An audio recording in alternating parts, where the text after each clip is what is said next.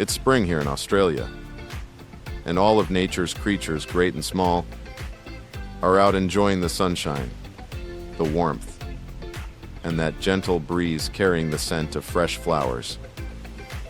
As for me, well, I've decided to stay inside and build my very first slot car white kit. But not just any white kit, a Revoslot, one of the most respected names in the slot car world. And not just any Revoslot, but the legendary 1995 Porsche 911 GT2. The plan: paint it, decal it, build it, make it look like it belongs in a museum, and then absolutely trash it around the track as it was meant to. How hard can it be?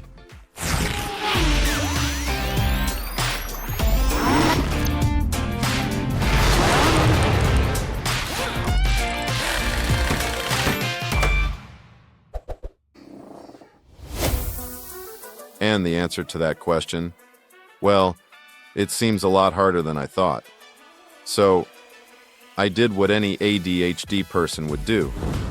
I bought everything I could find to do the job.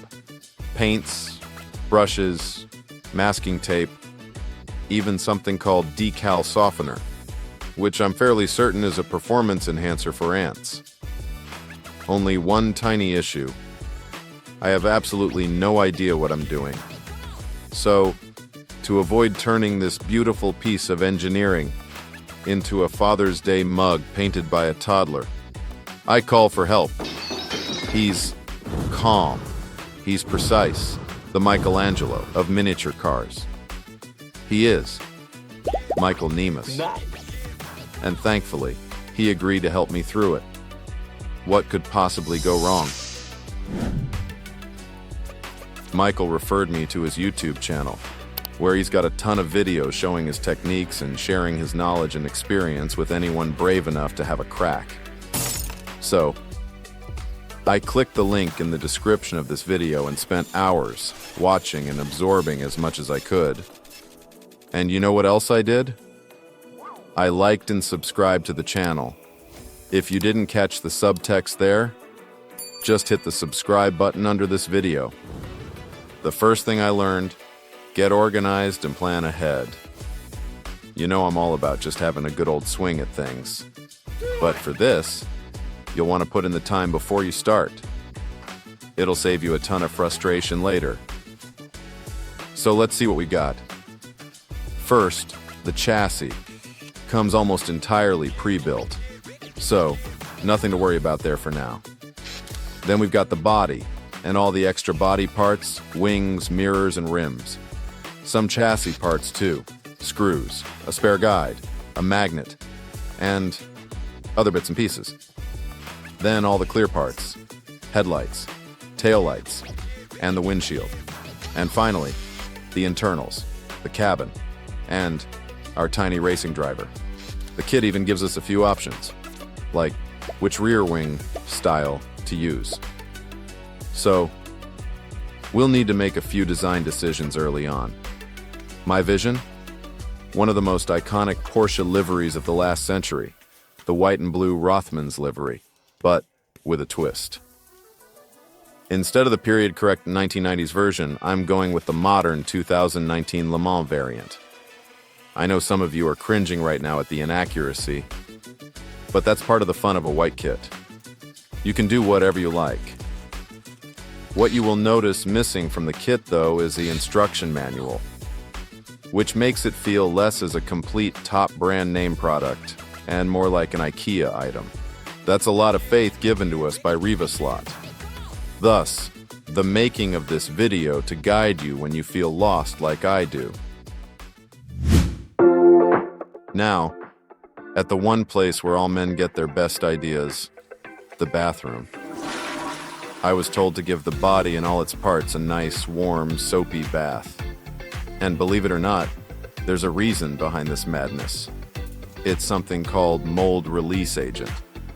Basically, an invisible slime left over from the manufacturing process that stops paint from sticking properly. So, a quick wash with warm, soapy water Rinse everything thoroughly and let it dry completely before touching the primer. That one simple step can make the difference between a pro-looking finish and a paint job that flakes faster than a bad sunburn. With that done, let's prepare our painting station. In the absence of a proper spray booth, I'll be using this DIY splash screen setup. It's not fancy, but it keeps the paint off the walls, and that's what really matters. Next, I'll mount the body and all the smaller parts that need painting onto sticks, clips, or anything that allows for a steady, all-around paint job. I did get this fancy car body holder from AliExpress, but honestly, you can just use a water bottle instead. It's not about how professional your tools look, it's about how well they get the job done. With everything prepared, it's finally time to paint. For that, I'll be using an airbrush. Now, full disclosure, this is my first time using one of these things. And yes, it's also the cheapest one I could find on Amazon.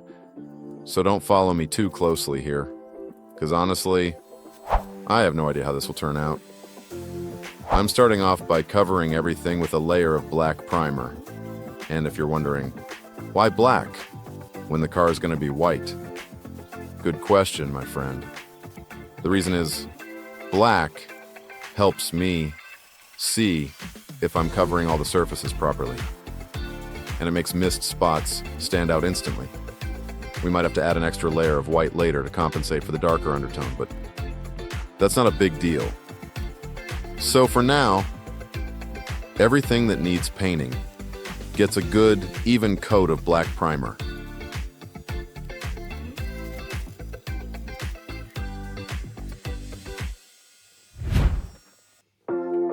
Who said using an airbrush is difficult?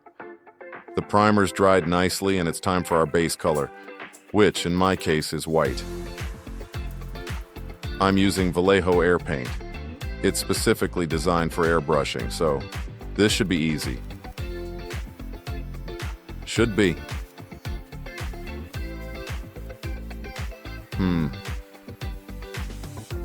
Not much paint coming out. Maybe it's too thick. I'll just add a bit of water.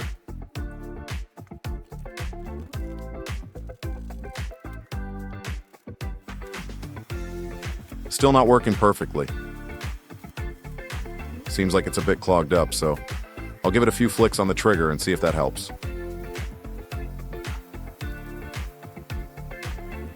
Okay, that's better. What I'm painting here is the body, the wings, the driver, the little fire extinguisher that will be painting red later on, the front lights, side mirrors, and wheel inserts. Everything else stays black. And with the first hand done, I'll top up my paint with a new thinner mixture and the hope that it will work better.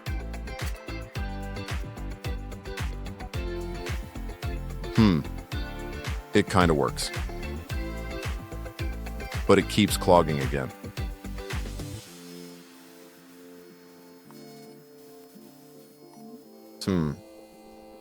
I've seen this trick on YouTube that I might try.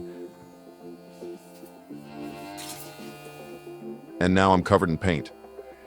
And if you are waiting for it, normally this is where I'd make a highly inappropriate joke. But I'll let it slide. The idea was to cover the nozzle with my finger and pull the trigger to force air back into the cup to unclog the brush. But I didn't account for the tiny air hole on the top. I don't know if it's my poor airbrushing skills or the cheap equipment, but I stand corrected. This is getting difficult. It's going to be a long day.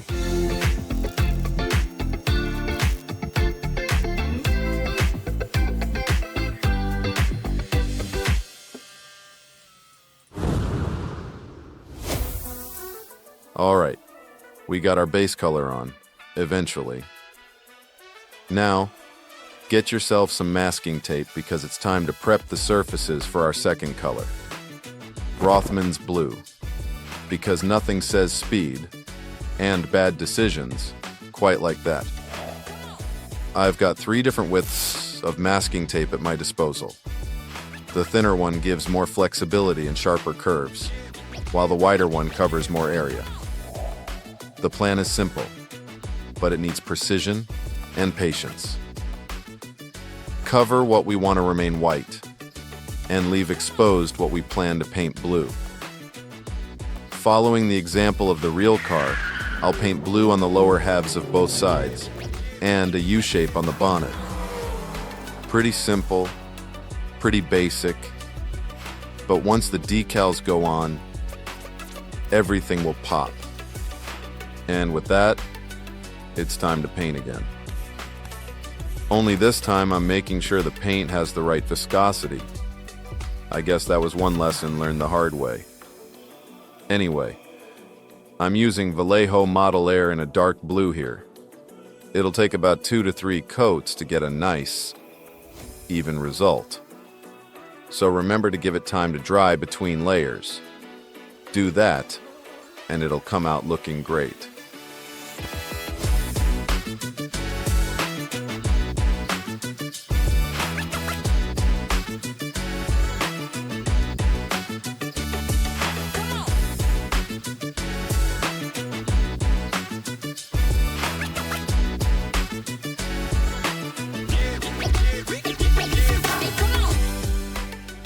Once done, it's time to reveal our masterpiece. I'm so excited. I made a thing. It looks so good. No, wait. The lines aren't as crisp as I thought they'd be. And there are smudges of blue on the white parts. For fuck's sake. Note to self, next time, spend double the time on masking, you idiot. Now, there are 2 ways to fix this. The proper way, which means starting over.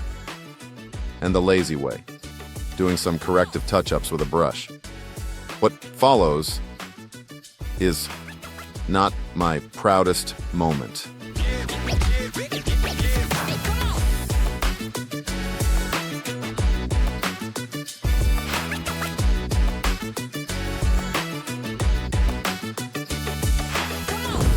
Okay, it's not that bad.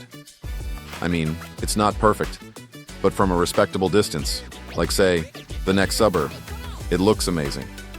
And hey, the decals will cover some of my shame before Michael will see this. Anyway, let's move on and do some detailing before we lay a coat of varnish on it and make it permanent. And by detailing, I mean the spoilers, diffuser, the driver, and the internals. But I'll spare you the boredom, because honestly, each of these tiny parts could be an entire episode by itself. So instead, let's skip ahead a bit. Now, another great thing I learned from Michael is that once you're done painting before moving on to decals, you need to apply a layer of varnish to protect your work. Because here's the thing, the decal setter can sometimes react with the paint. And if that happens, congratulations. You're back to square one, and no one wants that. So, varnish it is. I used Vallejo Gloss Varnish with my ever so reliable, or should I say untrustworthy airbrush. And while it might not look like it right now, let's just say I'll come to regret this decision later. So here we have it. Everything painted, detailed, and sealed with a coat of varnish. To assemble the driver and the cabin parts, I used Tamiya Extra Thin Cement. This stuff works more like welding, slightly melting the plastic and bonding the parts together. That means a clean, solid connection. Now, I also attached the diffuser to the body, but I was a bit surprised to find that the screws weren't included in the kit. had to dig through my parts box to find a pair myself. Not exactly what you'd expect from a top-shelf brand like Revoslot. Anyway, moving on. All the parts are ready and the few little paint issues we've got, I'll try to cover up with decals. More specifically, the not-so-crisp line between the blue and white on the sides will be covered by the red and gold striped decals, so it shouldn't look too bad, in theory. This is the decal sheet I'll be using. A 132 Porsche 991 RSR Le Mans 2018 set from Le Mans Decals. They're not exactly made for this body, but we'll make it work. What we'll be needing for this job is a pair of scissors, some tweezers, a small container with water to dip the decals in, and of course, decal adhesive. Now, Michael actually recommends using these two products, but I stumbled upon this decal adhesive softener combo online and thought, why not give it a go? What do you think? Did I do well ignoring the master? Or am I about to make an expensive mistake? Now, the process itself is pretty straightforward. It's just a matter of cutting the decals from the sheet, soaking them in water, and sliding them gently into place. Nothing too complicated on paper, but mastering the skill to do it well. That's a totally different animal. So, I've got this nifty little guide that tells me what goes where. But, as I mentioned before, these decals were made for a different car. So we'll be doing a bit of improvisation. The main thing for now is to keep it in that classic Rothman's character, which means laying down the gold and red stripes first. After that, it's all about what looks best to the eye. First, I apply some decal adhesive, then try my best to slide the decal right between the blue and white. As I'm about to discover, this takes a steady hand and a lot of patience, which is not really my strong suit. I'm using a Q-tip to move it around, press it gently into the crevices, and soak up the extra water. It's a bit tricky, and I'm getting some wrinkles. So I'm adding more of the adhesive, this time using it as a softener, to make the decal settle down nicely. It's definitely trickier than it looks, but the good thing is, if you're not happy with its placement, you can always just add a little bit of water again, and then it's free to slide around like before. Once you're satisfied, dab the area with a paper towel to absorb the water, and boom, you're done. Easier said than done, of course. It's one of those things that's simple in theory and easy to learn, but takes practice to truly master. The important part, especially for us beginners, is that it's forgiving, so don't be intimidated by it. With the side stripes done, I move on to the bonnet and the roofline, and once that's finished, the car finally looks true to its livery brand. Now comes the fun part, adding all the tiny details and sponsor logos. There are a lot of them, but each little sticker adds character, and as a bonus, it's actually relaxing. Kind of like a grounding meditation session. Namaste. With the main stripes and larger decals in place, we can start attaching the missing parts. The rear wing, headlight inserts, mirrors, pretty much everything except the cabin and the clear parts. I'm using canopy glue for this because it dries clear and, unlike super glue, it doesn't fog up your hard work.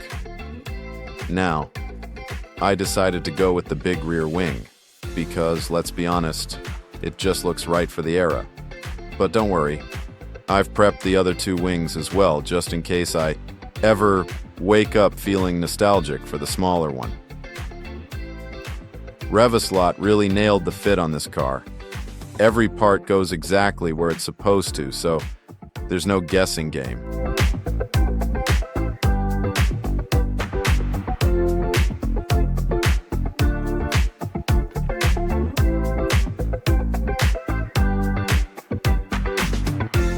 The only tricky bit is the front towing hook. It likes to test your patience, but with a steady hand and one careful drop of super glue, it'll behave.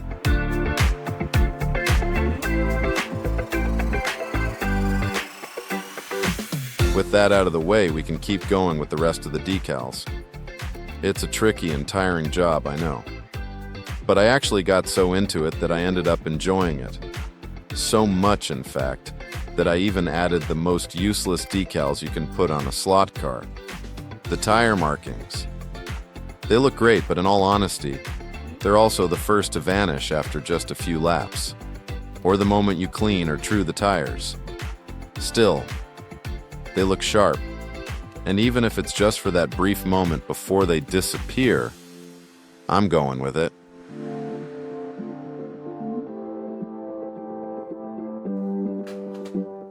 And with this, all the painting, decaling, and general aesthetics are done. One last thing I did off camera was seal everything in with a final coat of varnish.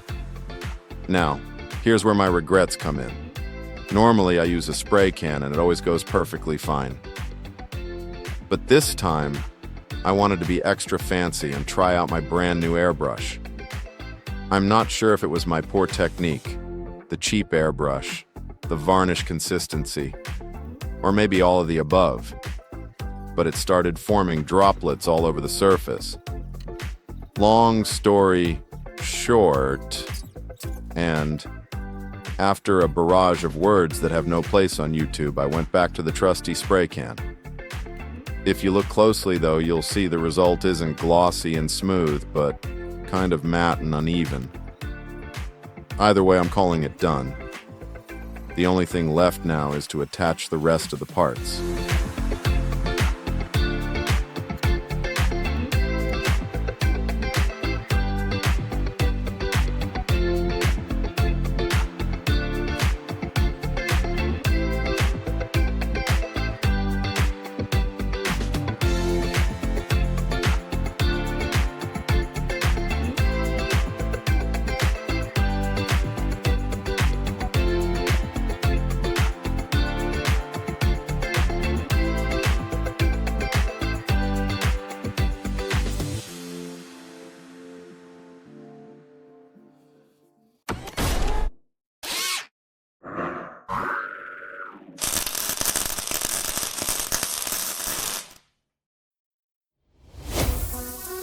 So, you thought we were done?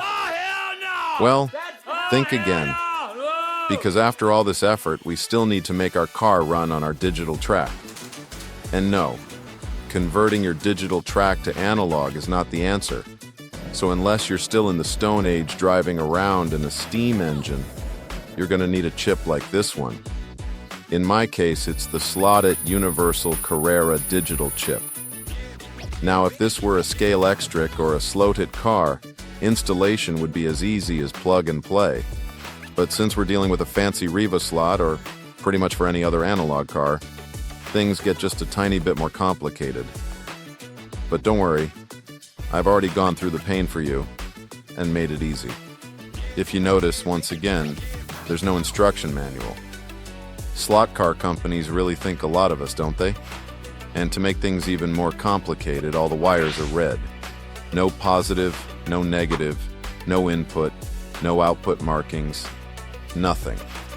So, we need to figure that out ourselves. I couldn't find anything online either, so I turned to my trusty AI, which, honestly, was a lot more helpful than any human around me. Can't wait for Skynet to become self-aware. What I learned was that the side of the chip with the black ring is the output, which means it connects to the motor. That also means the other side is the input, and it needs to be connected to the guide.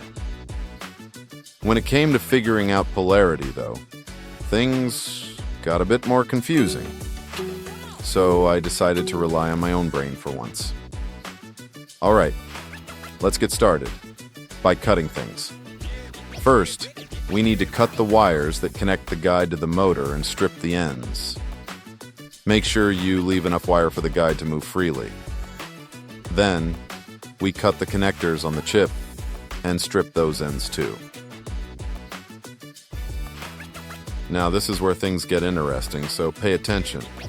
Temporarily connect the chip to the guide and motor without worrying about polarity just yet.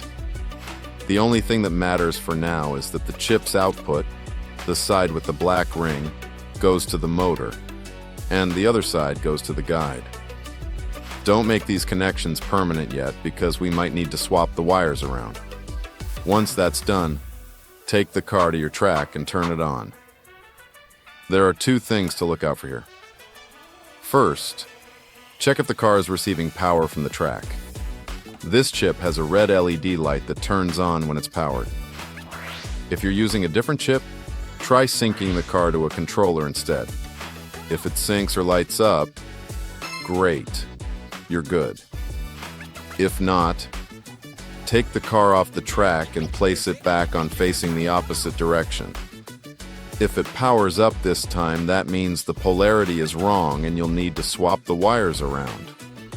Once you've sorted that part out, it's time to check the motor polarity. Place the car on the track the correct way, sync it to a controller, and press the throttle. If the car moves forward, you've nailed it. If it runs backwards, just swap the motor wires. Once everything's working correctly, you can make the connections permanent. There are lots of different ways to do this. The simplest one is to twist the wires together and cover them with a heat-shrinking tube. That'll hold them just fine. But I like to make a more solid connection by adding a bit of solder. You don't have to be a soldering expert to do this. Just bring the wires together, touch them with your soldering iron, add a bit of solder, and the solder will do the rest. Once you're done, cover the joint with heat shrink and warm it up. Done. Now, let's secure the chip in place. The key thing here is to align the chip's LED sensor with the round hole in the chassis. Kudos to Revoslot for pre-drilling that hole. It lines up perfectly with the Carrera track sensors. To keep the chip in position, we're using good old blue tack, or in my case, this Easy Tack knockoff. It's sticky, it won't cause any short circuits, and it even absorbs small vibrations. Be generous with it, but make sure you don't cover the sensor. And with that, we are truly done. While the car is still open, I like to add a little grease to the gears and a drop of oil to the bearings, just to make sure everything is smooth and ready to run. Then we can put the body back on. The kit includes 4 small rubber tubes that act as suspension for the screws. Just pop those into the screw housings and fasten the body. Remember, drive the screws all the way in first and then loosen them about half to 1 full turn to give the body some float. And now our car is ready for the track.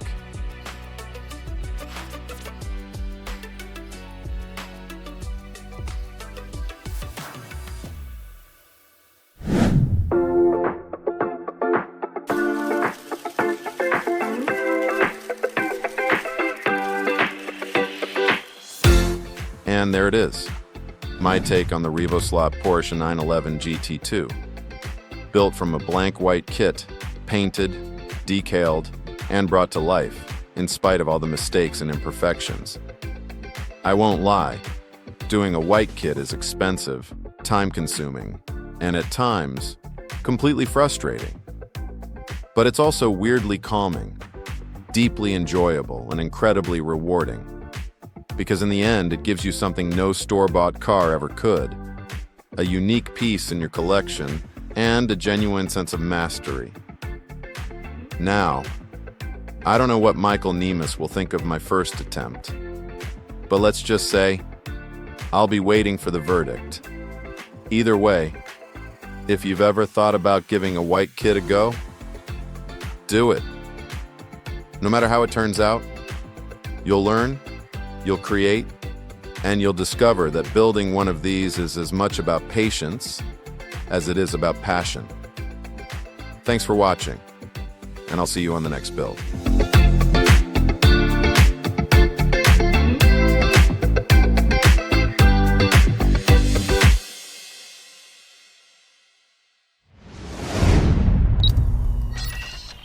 Hello. Hello there, my name is Michael Niemas. I'm from Germany and I'm a slot racer, model builder, race driver. I'm very addicted to motorsports. Some advices on how to build up a white kit from Revoslot. What is, by the way, a very good choice for the start. You need a lot of patience when you start such a project. The most important is to have everything organized in a way that you don't struggle. The big advantage that we have at the Revoslot is that the chassis is already mounted. Here I would also do a little checkup that everything fits together. Before the painting, it's necessary to wash all of the parts. Yeah, I use a little bit of soap mixed with alcohol. That works quite well. When every part is cleaned, make sure that you don't touch the part with your greasy fingers. If you have to do so, then it's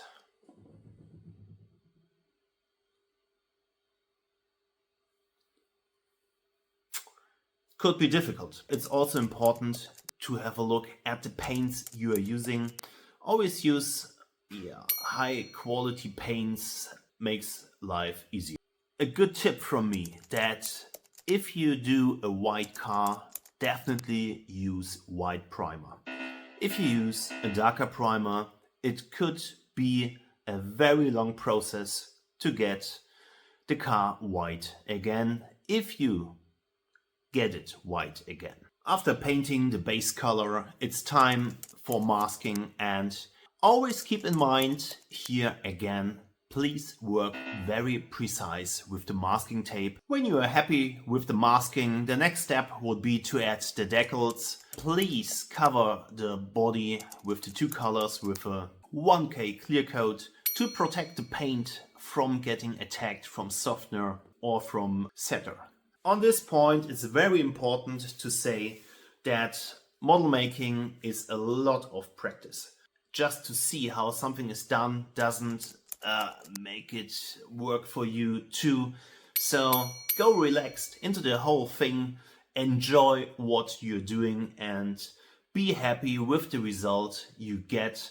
There is always a wage between can I accept it or should I redo it? And if you just start and this is your first project, be happy what you did. So for sure you will be proud of it. I just saw the finished car and I can congratulate you to this great model car. No, it's not a model car, it's a slot car. What do I say? I'm sure on track it will make a good figure. I'm looking forward to the videos on when you do the test drive. This guy here on this channel is doing a fantastic job. Please follow him, watch his videos. I love it, what he's doing. Goodbye from Germany. I show you my little collection of trophies, what we have here. So I entered some World Championships, European Championships, German Championships, open races, stuff like this. Very high decorated races with racers from all over the world. Here is also some motorsport stuff and some model building. So I also entered at concourses from model building, and here this is my collection. Whoop! So yeah, a little bit crazy.